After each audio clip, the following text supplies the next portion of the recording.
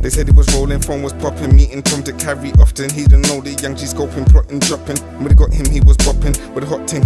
Just came back from shopping and he got bling, and the young boys let it off and no one stopped. Memories is, I would say it's the first song that started the CD.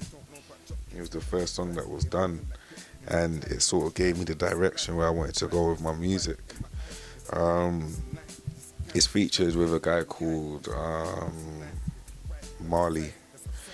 He's an incredible singer, incredible.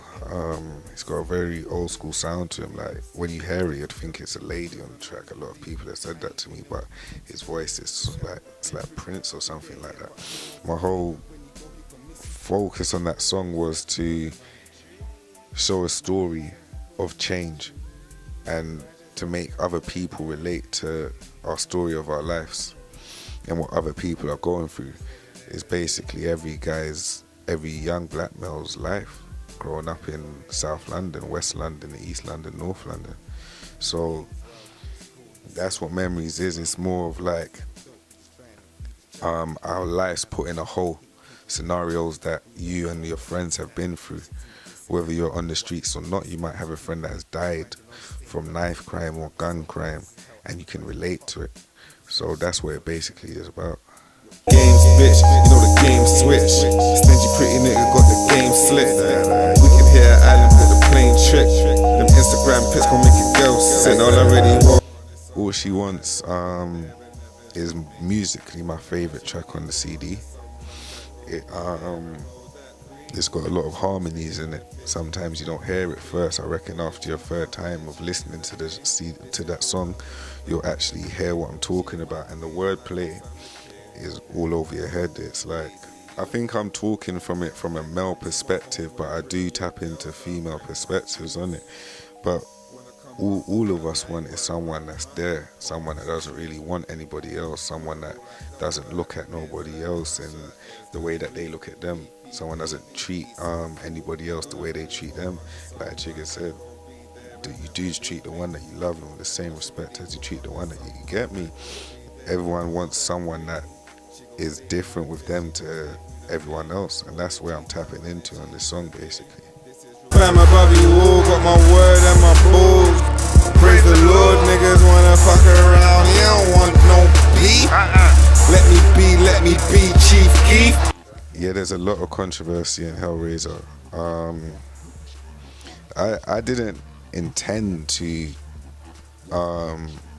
give out all of that sort of controversy, but when I heard the beat, it sort of brought all these emotions. It was like I had to say it. Hellraiser, like most of the titles came from my producer, Reaper, so when I saw Hellraiser, I just thought of Tupac. I thought of like, what would Tupac do on this song? And that's what came out. I gave the streets what they wanted to hear in the song. I gave all the questions that wanted to be answered, and the diss records. I gave what's been going on, how I felt as a whole, like within the music scene, and my position within music as well.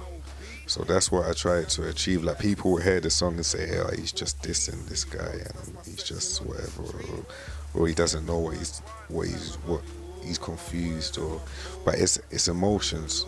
Like I try to be positive every day, but we're human beings. It's like religion. Like whether you're Christian, Muslim, you have a roller coaster with you and your oneness with God. Like your levels, like it's up sometimes it's down. And that's where I basically went with the CD. I felt like when I heard Hellraiser, I wasn't sort of angry, but the beat brought out those angry emotions, and I just had to be real 100% on the track. I had to give them every single emotion that they wanted to hear. That's why the flows are different. Like the last verse is very speedy, the second verse and the first verse is kind of slow. So it's like I had to just give them what they wanted on that track, especially the streets.